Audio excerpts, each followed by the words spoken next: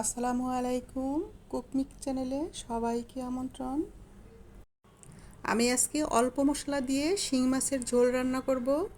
শিং মাছের ঝোল রান্না করার জন্য আমি ছোট ছোট সাইজের শিং মাছ নিয়েছি। এখন ঝোল তরকারিটা রান্না করে নিচ্ছি। হাঁড়িতে তেল গরম করে নিয়ে আমি বেশ কিছু পেঁয়াজ কুচি দিয়েছি। পেঁয়াজগুলো হালকা বাদামি করে ভেজে নিয়ে আমি এখানে দিয়ে দিচ্ছি পেঁয়াজ পেস্ট, আদা রসুনের পেস্ট। এই পেঁয়াজগুলোর সাথে আদা রসুন আর পেঁয়াজের পেস্টগুলো একটু আমি ভুনা করে নিব।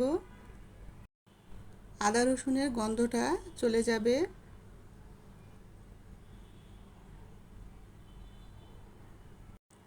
হলুদ, মরিচ, ধনে গুঁড়ো আর ভাজা জিরে গুঁড়ো দিয়ে দিচ্ছি।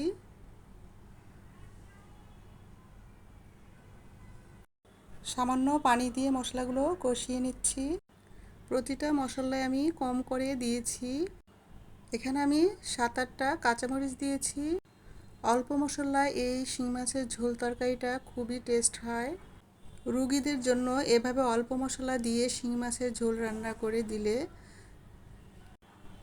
রোগীর জন্য এই তরকারিটা খুবই উপকারী হবে। যে মায়েদের বাচ্চা একদমই ছোট, মাত্র জন্ম হয়েছে, তাদেরকে বুকের দুধ দিচ্ছেন, সেই মায়েদের জন্য কিন্তু এইভাবে শিং মাছের ঝোল রান্না করে খেলে খুবই উপকারে আসে। রক্ত শূন্যতা যাদের আছে তারাও এভাবে শিং মাছের ঝোল খেতে পারবে। আমার রান্না প্রায় হয়েছে। এখন আমি ধনেপাতা দিব আর কিছুক্ষণ জাল করে নামিয়ে নেব।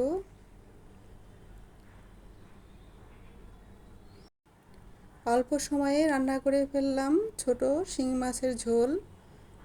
কেমন হয়েছে কমেন্ট করে জানাবেন, আর ভালো লাগলে পাশে থাকবেন। আমার চ্যানেলটা লাইক শেয়ার করে দিবেন। আজকের মতো এখানে বিদায়। আল্লাহ হাফেজ।